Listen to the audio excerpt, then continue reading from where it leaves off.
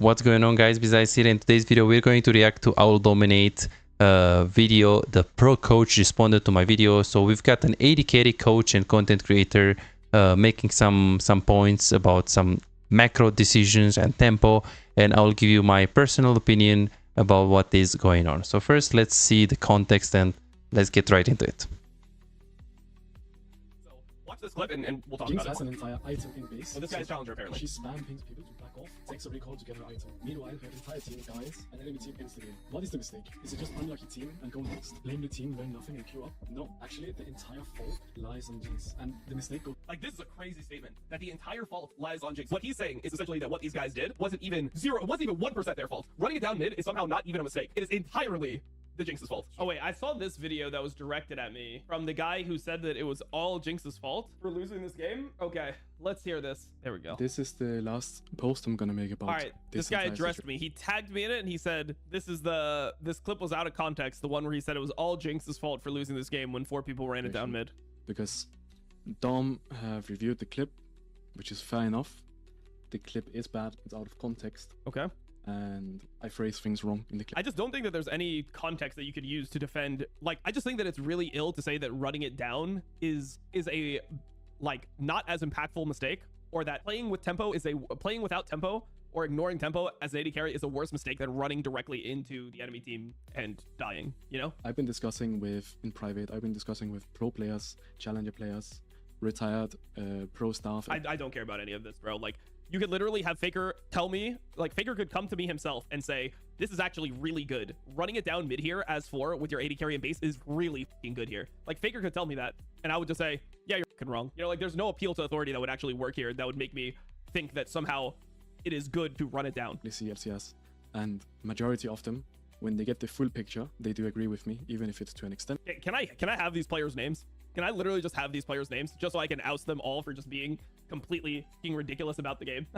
Because you realize, so I mean, if you want to really think about the point, you would then have to be somebody who, let's say, if you're coaching the Jinx and you were saying that this is 100% the Jinx's fault for basing and playing without tempo in this 1 minute stretch, and that is the only mistake, then you would also then have to say that it was correct, that it was 100% correct. Because if it's all the Jinx's fault, then you'd have to say it's 100% correct for the Jarvan to run it down, for the Jarvan Alistar to just run it down 4v5 here, or 4v4, whatever the fuck it is, just run it down mid and just fight without their Jinx. You would then have to be somebody who, if you're coaching the Jarvan and you saw the Jinx base and be like, oh, your Jinx is like playing without tempo, you would then have to make the argument that, yeah, what you should do is run it down here. You should just run down into the mid tier 2 and just start fighting without your AD carry. You would then have to take that angle if you're saying that that what this is correct and it's all the Jinx's fault. Like, that would be the only logical way that you could work around the situation. Clearly, it's not right, guys. Like, why do we need to do this with everything? It just feels so, like, annoying as somebody who's been in the scene for so long to just, like, have these ridiculous arguments about, is it actually fucking good to run it down? Maybe as a jungler, you're supposed to run it down into the tier 2. Yeah, because tempo matter, bro. Bro, do you not understand tempo? You know what the fuck? Do you understand tempo? Like, it's fucking tempo, bro. Of course, it's fucking tempo. What, dude? He made a mistake. He made a mistake with tempo. I have to run it down right now because of the fucking tempo, bro. What? Like, can you imagine actually thinking like this? Like, it gives me so much aids to just even, like, be engaged in something like this. That's why I called it out in the first place, because who the fuck is listening to that and then, like, thinking that a concept like tempo is more important than aggressively running it down where there is nothing on the map. You can easily play without your AD carry in the next minute of the game and still win. If you go down mid and you do what they did, you instantly lose the game, right? Right? Like, it's very fucking obvious to anyone that's played this game before. Surely, if you were like, you might be tilted if you were some... Okay, wait a second. So, okay, so the 100% is Jinx's fault. It's like, yeah, it's crazy take and it's out of context. It is crazy. You don't phrase it like that. If you phrase it like that, it's always wrong, I feel like. And then what Dom is saying, that running it down mid is worse than not playing around tempo. Like, running it down mid by her team is a worse decision than not playing around tempo as Jinx, which is true, which is obviously true. I think what the coach was trying to say is that, like, you can prevent some of the dumb fights that your teammates will lose because you're not there. Like, you can prevent a lot of random fights that are lost by your team if you play with better tempo, meaning that if you just get your recalls so well that every single time when your teammates are doing something aggressive, you know, they're pushing mid lane, which again is not the case here because we're not really getting any prio mid, we don't have inhibitors, whatever. But what he's saying is that you can prevent stuff like this in solo queue by playing with a better tempo if you optimize. There are many cases where you can prevent it, not every time, of course, and not always. And this is not 100% the Jinx fault. Like it's definitely they're running it down, these people. But it's like if I'm, let's say, Diamond 4 and I'm this Jinx, would I focus on my team running it down, or would I focus on getting better tempo so in the future I might be able to prevent them fighting mid lane, or at least I might be with them, you know? So definitely like what this guy is saying that like it's 100% Jinx fault is not his fault. It's just he could have potentially have been in the fight if he had a better tempo. Are you an AD carry main who feels like no matter how well you play, win the lane, make good decisions, play mechanically well most of the times, but you still have no real impact? You crush it one day, win 5 games in a row and feel unstoppable, but the next day you lose every single game and start doubting yourself. Am I even a good AD carry? What can I do if enemy top lane and mid lane are so fed? Imagine a world where you never let the lead slip away. You know exactly how to push your advantage, exactly when to rotate at the right time, and how to control objectives so you can snowball the game. A world where as AD carry you don't feel forced to make risky plays and you don't drop your lead. But you don't have to imagine it, you can make it a reality. This is Martin. He was grinding games, watching guides and trying his best, but none of it seemed to work. The problem? He was focusing on the wrong things. You don't improve just by playing more games, you improve by fixing the small mistakes that cost you wins. And that's a problem that most AD carry face. From Platinum 3 to Diamond in 2 months. Billy found himself making the same mistakes over and over again, engaging at the wrong time or mispositioning in teamfights, dying for no reason, and he even knew some of the mistakes but he didn't know how to fix it. He would find himself guessing what to do next, unsure whether to push, rotate or fight while feeling completely lost in the mid game. Now he knows exactly what to do at every stage of the game and his results speak for themselves. Silver to Emerald in a month. Shaquille went from Diamond 4 to Challenger. Alex went from Gold to Grandmaster, and they are not alone. They are part of a growing community over 3,254 players who have taken coaching and transformed their gameplay. But here is the truth, this was not overnight and it was not effortless. Shaquille spent 2 years grinding to reach Challenger, not by playing more, but by playing smarter. Alex dedicated 26 months refining his skills and climbing to Grandmaster once he started focusing on what actually matters. So no, this is not a one session and you'll climb instantly, promise. If you're looking for that, if you're looking for a shortcut, this isn't it. But if you're willing to put in the time, willing to put in the effort, apply the right mindset and focus on the details that actually matter, this is the proof that coaching actually works. You're closer to being a great AD carry than you think. Most players just need to uncover what's actually holding them back. That's it. You could keep grinding, watching random guides and hoping for progress, but how much time will you waste before realizing something is missing? You could finally find the real mistakes that have been keeping you stuck and start making real progress. You have already put in the effort. Now let's make sure it pays off. Book your coaching session now at Bizyze.com. Right, that's the thing, and it depends on many factors, whether and he's also like making a claim like the coach says, oh, your teammates are running it down mid, there are cases where you need to stay with them even though you have item in base. It just depends on the context, really. It just depends on a lot of variables. In general, if you play in Challenger and you watch like really good players, what they do is that they just prioritize the item. Right? They just prioritize the item, they ping danger, people don't fight, you take the item, you come back, right? In solo queue, you can't really do that. And the reason why I can't do that is because people will fight anyways, right? So in this case, let's say specifically for this case, should he recall or should he stay with his team? Well, it depends on multiple factors. Number one is how, like, are my teammates like committed already and did they start the fight? Because if I see my Blitzcrank hits a hook and I can be there and reliably get a kill based on the CC and composition that I have, based on the distance between me and the fight, and based on the champions that the enemies have. All these 3 variables will tell me if it's reliable to move into the fight. If one, I see we have Aatrox, Nami, I don't know, maybe this is like a Jarvan or something, and they have like a Ezreal. Is this reliable to follow this call? Well, first of all, they are not committed. Second of all, we don't have reliable engage judging on the enemy champions. So no, in this specific case, I wouldn't stay. I wouldn't prioritize to fight. The distance between him and the fight is fine. This is the only variable that I would say that it's positive, that it should tell him you should stay and fight. But the other variables are you should just recall for the item. But again, if in the next game we have a Blitzcrank and this is a Twitch without flash or Kog'Maw without flash, and he stops the recall when he has a rapid fire cannon or whatever in base, and he stops the recall knowing that Twitch has no flash, we have really good engage, he's about to throw the hook, he has a really good opening, and of course this also depends on the distance between the Blitz and the Twitch, then you can consider stopping, like canceling your recall and staying and actually following the call. But again, it depends on all of these variables, and you just have to take into consideration those. You can't say like, oh, okay, every time when you have 3,000 gold, if your teammates are fighting, you can stay with them. No, there are some cases where you can stay with them based on all of these variables that we talked about. That's how you phrase it, right? Somebody who ran down mid and died in this game without your AD carry, you lose the game in this moment. Surely afterwards you're like, yeah, probably shouldn't have fought without the AD carry. Probably should have just waited for him. Come on, guys. I don't have to agree with me completely. Okay, so there's some people that might agree with him completely. Okay, so let's hear what he says now. On top of that, majority also agrees that I phrased it awful, because the short starts out with me saying this is entirely Jinx's fault, which makes it sound like her team didn't run it. No. It means that it is entirely the Jinx fault. It's not oh, it makes it sound like, or it's a phrasing issue. No.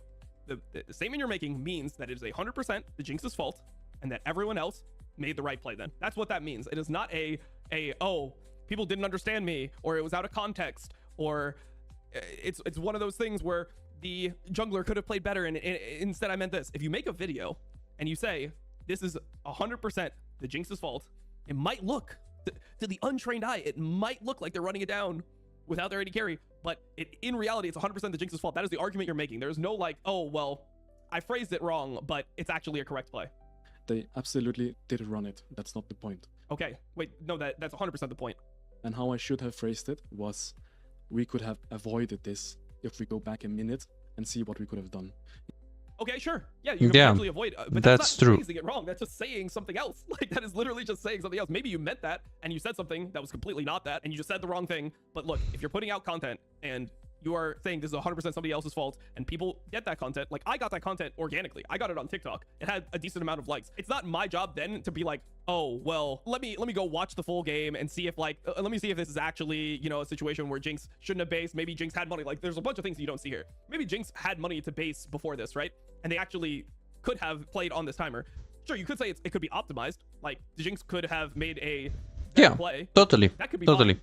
But the statement of it being 100% Jinx's fault. Nah, that's crazy. No, that's crazy. And 0%, right? Because 100%, 0%, yeah, math checking out. 100% the Jinx's fault and 0% everyone else's fault.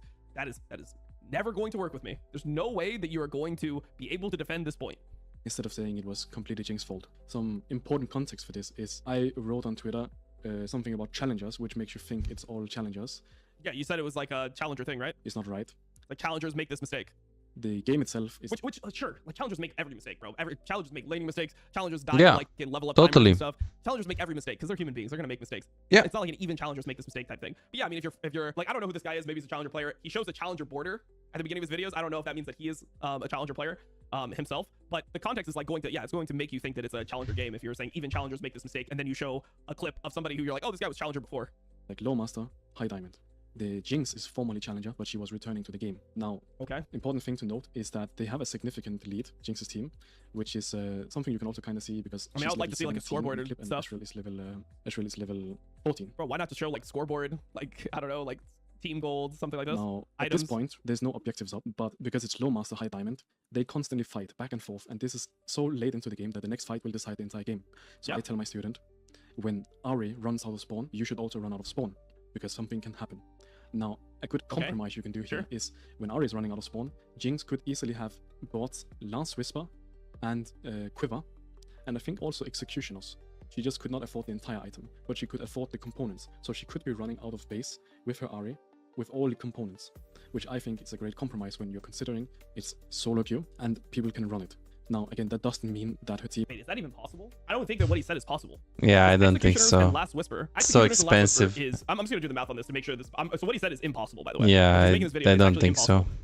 Noon Quiver is what? I don't even build this item. 1.3. It's like, what, 1400 gold or something? 1300 gold. So Noon Quiver is 1300 gold.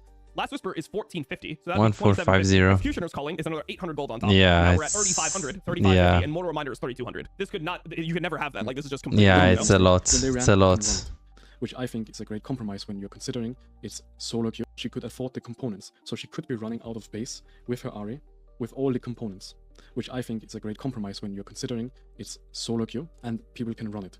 Now, again, that doesn't mean that her team didn't make a mistake. When they ran it, obviously... There's no Noon Quiver in Mortal Reminder. Yeah, I mean, I know there's no Noon Quiver in Mortal Reminder, but he just said like you could, like I guess it'd be the components for LDR plus. He was saying you could have the components for LDR because Noon Quiver builds into LDR, right? So you could have the components for LDR and then sit on an Executioners. That's what he's saying.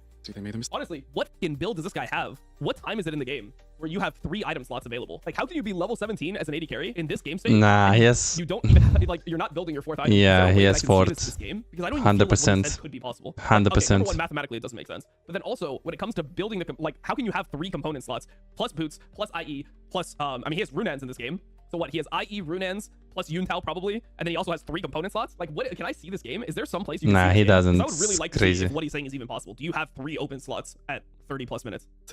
That's not what I was trying to say. Now, this is another situation that I don't show in the short, but is very crucial to the point. Because this exact moment is like one of the biggest factors that I told my Let's see. student about, like, you can't do this, obviously, is the team is taking, they're forcing a 5 versus 4. You can see Lilia is in spawn. Yeah. A significant gold lead. And right now, Jarman... Or I can't even see is there somebody else that's dead because Lilia will be able to make this fight. It's not a 5 versus 4. Like, they don't have a wave to play. This is the shitty wave they have, and mid inhib is down. Yeah. The next wave they can play on is the one spawning. How many people are is alive? jumping on top of them, ulting. And because the way I Bro, clip this, I Why did he clip it in a way where I can't see the other team? can't show you this, but if you move the camera down, it's obvious that the only reason that Ahri doesn't ult forward and E someone is because she can see that Jinx is back here. Now, again, this is the main point for me. Jinx right now is hyper-focused on getting the item and recalling, when she could easily just have walked up, taken a 5v4 and end the game. But instead, she is hitting a super minion while they are fighting. Now, regardless... I mean, I have to see I have to see the context of the situation. Like, do they? Yeah, it's really contextual. I mean, I understand he's trying to teach the student to be more adaptable and to not like over-focused on the farm, which I guess, yeah, for some high-elo players, they are just using the basics, and sometimes things like always push wave mid, always prioritize the minions and stuff like that, they can hold them back, which again, I see a lot of people in Diamond 1 Master, when I coach them, they have some bad patterns, and when I coach Grandmaster, they don't.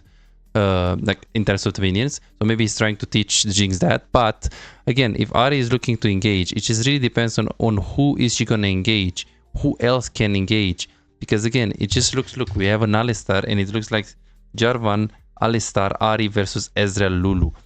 Is Ezreal having flash? Does Lulu have Mikhails? These are so important things, because there will be many cases where Ahri will ult forward, she will hit the charm, they will Mikhails it, they will just back off, they will kite back, and then Jinx doesn't do anything in the fight.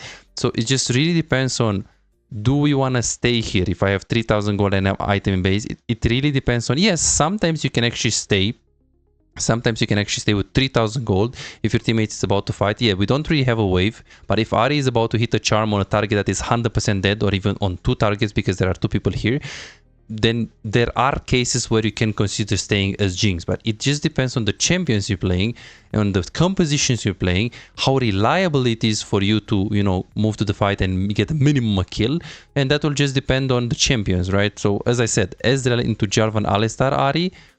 Jarvan, Ahri, it doesn't really look like they can do anything on the Ezreal, but of course it depends on the distance between the champions, because if Alistar is really close to the Ezreal, then he can hold he can hold his combo. So it just depends on all of these things. But judging on this picture, I don't think what he's saying that Jinx should do is true, just because Ezreal he's pretty far away from the Jarvan. So Jarvan, if he does EQR, then it's obviously Ezreal is gonna E away. So I think in some cases, what the coach tells the Jinx, oh, you should stay here, you know, you should be more adaptable. I mean, it can be true for some cases. I don't personally think it's for this case, but when you're coaching someone, just make them understand the concept, make them like see when should they stay, why should they stay, right? Like, just use logic, because I just don't feel like maybe the coach doesn't know or maybe he just didn't really mention it, but just what I just said about the composition, about the distance, about these are variables that are very important when you take a League of Legends decision in a case like this,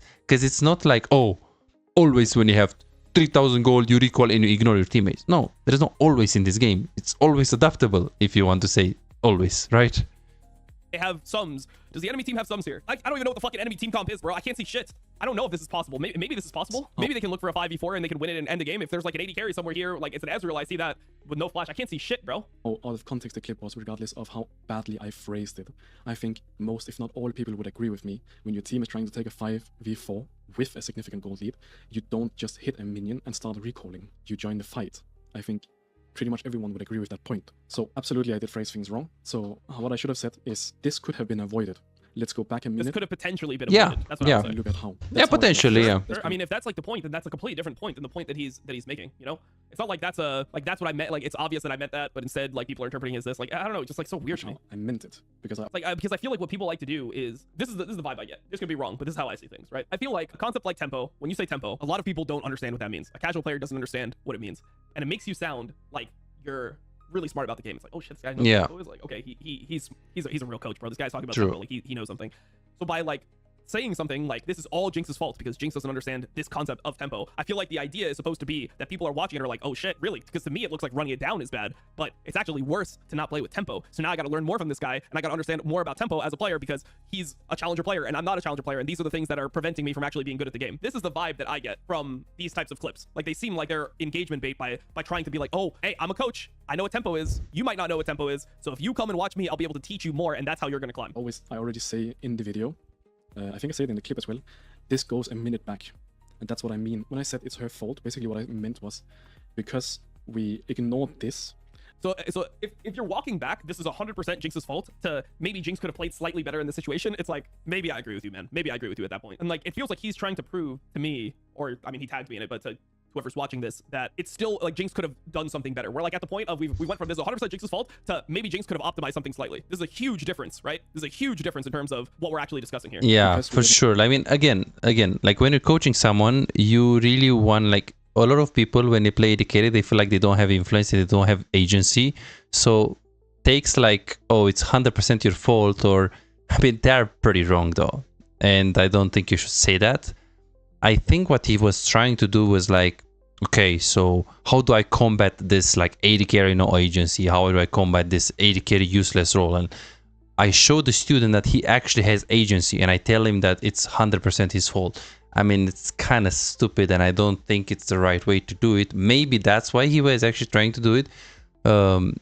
But yeah, there is just a lot of agency that you can have on AD carry with decisions like this, with decisions like tempo, and it's little optimizations and adjustments of, you know, when you recall, when you stay and stuff like that, which again, I mean, yeah, you can't really say it's 100% his fault. It's a bit crazy to say that, honestly. So I feel like I agree with Dom, but I partially agree with the coach. Again, I'm just assuming what he was thinking when he was saying. I would say that I agree with Dom like 70 to 80% maybe. Yeah, because this guy didn't phrase it very nice, honestly. And I think it's also because he's like English is his second language. Maybe that's why as well. Run out with a last whisper, quiver, and executioners here. Because we ignored this, it's a spiral. You do something bad, you create a spiral. Then something else bad is going to happen because of your bad play. That's what I mean. I don't know, bro. I mean, I think that if you really need an item as an AD carry, like this game, I don't know what the gold. He's not showing me anything. He's not showing me the scoreboard. He's not showing me the summoner situation on the enemy team. He's not showing me when the inhibitors respawn. He's not showing me when the neutral objectives respawn. Like this. Exactly. All of these things matter. All of these things matter. But what's most important is, one, what item is he going to buy in base? And two, what I explained about the compositions and how likely it is that if you're canceling your base with 3000 gold, how likely it is that you're going to get minimum 1 if not 2 kills. That's really, yeah, sure, heaps matter, positioning matters, you know.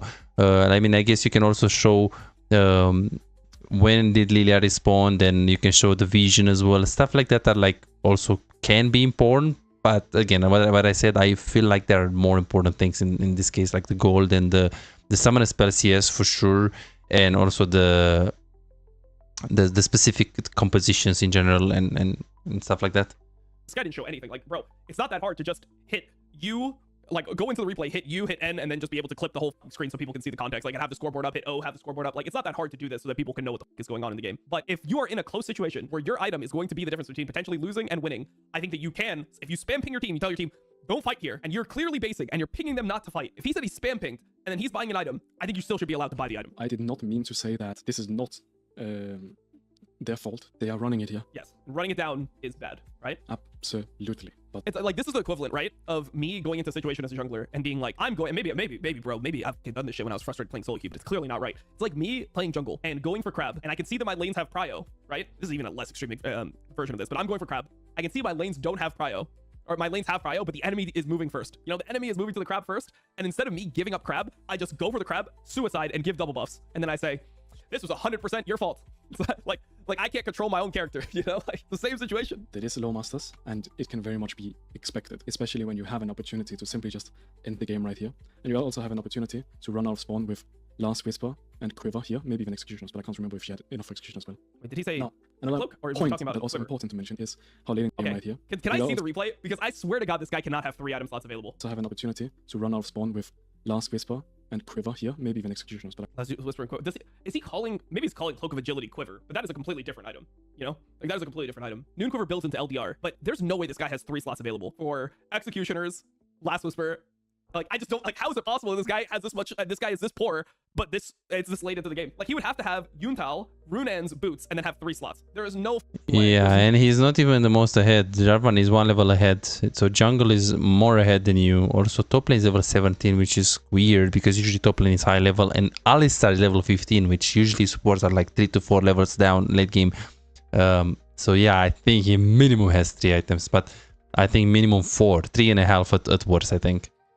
No fucking way that this guy has 3 slots. I'm just saying that. Like, it's just impossible. I can't imagine it. I can't imagine it. You said this is Master? I can't remember if she had enough Execution as well. Now, another point that also important. 100% saying Noon Quiver. I think he means, after hearing it a second time, I'm pretty sure he means Cloak of Agility, but maybe I assume that he's just saying Cloak of Agility and he just doesn't know the name of the item. Oh, I'm actually To triggered. mention is how late into the game this is. Jinx is probably sitting on 3-4 items. I can't remember, and I can't find the Oh, okay. vault, unfortunately. But she's probably sitting on 3-4 items, considering she's level 17, right? Okay, so then, yeah, so then why would you say, like, okay, bro, like, okay, sure. So if we were talking about Infinity Edge, I think it would be different, because if you only can get BF Sword Pickaxe for Infinity Edge, that's not a big spike. But if she's already sitting on Infinity Edge, and what she wants to get is Mortal Reminder, then basing and getting a Last Whisper Executioner to then be on tempo can be a completely fine compromise, because the finished item of Mortal Reminder is not that much stronger compared to if it was an Infinity Edge, then it would make a lot more sense to greed for the full item. Right, depends on their armor. Like, The full item of Infinity 12% armor pen does matter, you know? What is the difference between it? Like, honestly, like, what a reminder. I mean, it could matter, right? It just depends on their items. Edge would be far more valuable than just Yeah, it depends on their items, and it also depends on objectives. So, because sometimes staying for 350 gold or like 400 or 500 gold can be good to get the whole item if there is nothing that your team should fight for, right? Realistically speaking, he's saying that, oh, if you need 300 more gold and you have the waves on top and you can stay 1 more minute on top, there are cases where you don't do that, you recall and you are with your teammates, so you can, in case they are fighting, you can be with them. Yes, very few situations you can do that. I don't think it's completely bad. Obviously, there are situations where you can do that, but it also depends on the objectives, right? Because if now there is the soul and you do that and you're not actually buying the full item because you want to be on tempo with your team, sure, but you need to also see what is happening on the map, what are we pressuring, what is going on, you know? Because if there is no objective and you need like 200-300 gold for a spike, then I would always do it if there is no objective, you know? Especially because it's low master, you need to play with a little bit of like logic, right? You can't really just be like, oh, you need to be on tempo every time, you know? So I feel like what he says cannot be supported with the state of the game. We just have too little information to support his arguments. That's the way it is, in my opinion, at least. just a component, whereas Mortal Reminder is not so much. So yeah, this is the last video I'm making on this. I phrased it awfully. The clip was out of context, and I never meant to say that these people were not playing it bad, and I never meant to say, I never meant that, oh, this is all Jinx's fault. I should have said, we could have prevented this. Let's look at the spiral that led up to this. Also, I do mention in the long video that if this was pro play or anything where you can trust your teammates more, then this would be completely different, because then you can play towards your win conditions. Now, of course, this wouldn't happen if this was pro play, right? You didn't post the clip? How can it be out of context? I mean, I just don't know how anyone is. Okay, look, you can have editors and stuff post clips out of context because it's not you posting the clips most of the time. Like normally the way stuff works, a content creator is not going to be the one that's actually editing and posting his clips. So maybe that can happen and something from your official channel gets clipped out of context, but there's no context that was like easily available. I mean, the guy can't even find the game. So I can't even, like, he said that he talked to a bunch of challenger players and pro players and stuff like this about this clip, but I don't know how he then cannot find like the situations because I can't tell what's going on from this. Like I need to see items, I need to see summoners, I need to see objective like timers, I need to see if the mortal reminder would have actually potentially changed something, if him being here would actually prevent something. They could potentially be weaker on this timer anyway, because also you got to understand that this is a situation where like Jinx is no flash, right? Because if this happened in pro, so you could potentially, the best situation here could be to stall for Jinx's flash depending on the timers of other things, you know? It might not be good to actually force a 4v5, and they might just go like, let's say, look, this fight that they started looks really f***ing bad from the parts that I've seen of it. I don't know if Jinx is just automatically carrying that or like preventing us from being a rundown. play, they would take the opportunity. Like Jinx would step forward to fight here, but this wouldn't happen. They wouldn't take a 4v5 in a pro game. No, I'm gonna say this. I doubt a lot of people are watching this video, watching this far anyway, but it really does suck how you can make like a 1,000 good clips and never get this level of attention, and then the moment you make one bad clip, it's like everyone is flocking to. Oh, you don't have to tell me, bro. You don't have to tell me. To react to it first and dunk on it first. It really does suck, especially because it feels like it's all just a misunderstanding. And on top of that, because nobody cares about the context, everyone just cares about dunking on. Like I made several posts since then with context and whatnot, but like the pity angle, right? those videos never get attention. It's only the bad one out of context that gets, which really sucks. But in the end, it's my own fault because I phrased it wrong. I used a bad title and I clipped it wrong, and I completely take accountability for that. I mean, I can take his word for it. I don't know if that's actually the case. Maybe he just has a bunch of information like this. This is the first clip I saw, and I saw it organically on my shorts feed, right? Like I got this clip sent.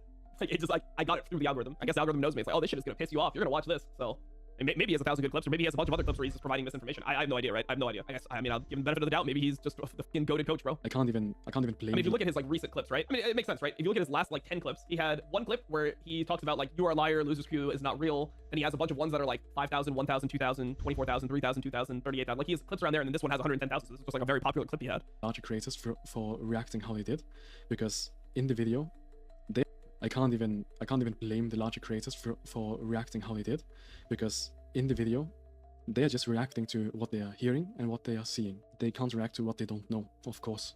Okay, so fair, I yes. can't even blame them.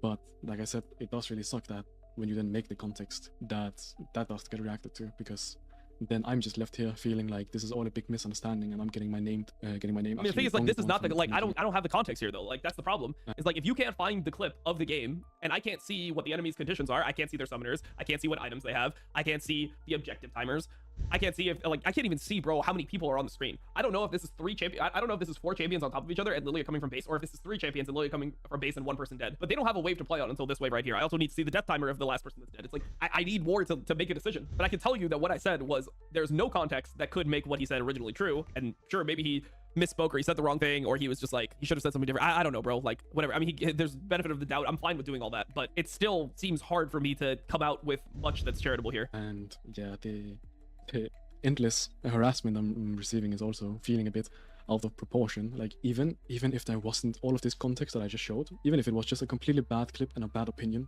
one bad opinion or one bad clip doesn't define. This is like the death threat thing that people do, right? I've been getting death threats. Okay. No. You as your profession. I guess like as a larger creator, you can't talk about like people providing misinformation because there's a chance that somebody in your audience like says something negative to them. Your coach, and doesn't define you as a person. I mean, bro. Maybe. Like, I can't know. Maybe my fans went crazy. That was not even a high viewed clip on my channel. That was like the lowest viewed clip in the last week by a significant margin. I don't think people were that passionate about it, but I just don't fuck with it because it's like I can guarantee you that I've dealt with way more hate and harassment from T1 fans than this guy's getting from this clip of misinformation. I can guarantee that. I'll bet my life on that. Can't actually guarantee it, but I would bet everything I own on that, right? I guess you can't call out anyone ever for anything because there's a chance that somebody might be negative towards them. Just seems like, yeah, just a very unfair way to portray things. Either. Everyone is going to make mistakes in their career or in their life. Like, good luck having a flawless career where you never make a bad clip or bad opinion or anything. I'm sure this is not the last time. I'm sure it's not the first time neither. But the important thing is just you take from the experience and learn from it. So having to read non-stop for 1 or 2 days about being brain deficient fraud coach, it's over the top. But yeah, again, it's my own fault for fixing and clipping it like it is. Yeah, I didn't feel good about watching this video, to be honest. It just didn't like reconcile the situation for me. My last video on topic, please watch. Okay, I mean, I watched it. Whatever. Doesn't matter if you're right or wrong. These people are just getting on the hate train from bigger creators for no reason, and it's low-key disgusting.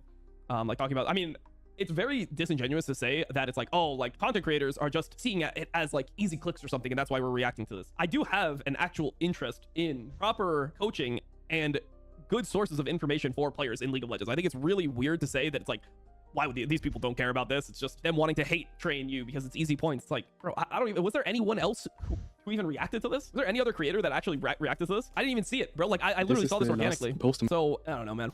I don't know. I still don't know if this is correct, by the way. I still can't know based off what I've seen here. There's nothing that for sure he showed that made me for feel sure like, oh, maybe the Jinx made the correct play. Maybe it wasn't a massively off tempo recall.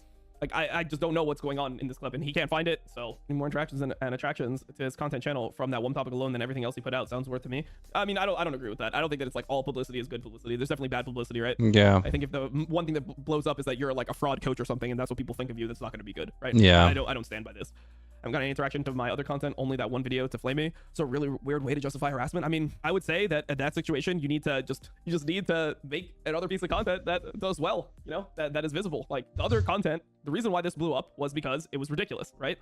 So you have to find a way to make your other pieces of content that you're saying are really good, your 1,000 pieces that are good, have as much impact. If you have something very unique to provide, it could do that, you know, or it could be funny or something. I don't know. I'm not opposed to changing my perspective on, I mean, I don't really have a perspective on this guy. I don't know this guy at all, but I'm not opposed to seeing him do something great and then being like, oh, I reacted to that, be like, oh, this is actually really good. I'm not opposed to that. I just think that this instance was ridiculous. And it is something that I am generally triggered by, I would say, because I don't like the idea in SoloQ of you need to climb by, you know, being a psychologist, plus you need to be a perfect player, plus you need to be able to read your teammates' intentions and play around everything, and you should always be able to derive value from every situation that happens in a SoloQ game. Like, I've never subscribed to that way of climbing, and that honestly seems counterproductive to the way that you climb in League of Legends. I think League of Legends, you just play as best as you can every single game. You try to take feedback from the game when you know that it's when you are able to watch replays and it's a consistent thing, and then from there you can draw conclusions and become better and climb by applying whatever your learnings are. But the general idea that, you know, that this was something that you need to make sure that, oh, it's like never base, like just be on worse items for major team fights later on because your teammates can run it at any point. I just don't f with it, is what it is.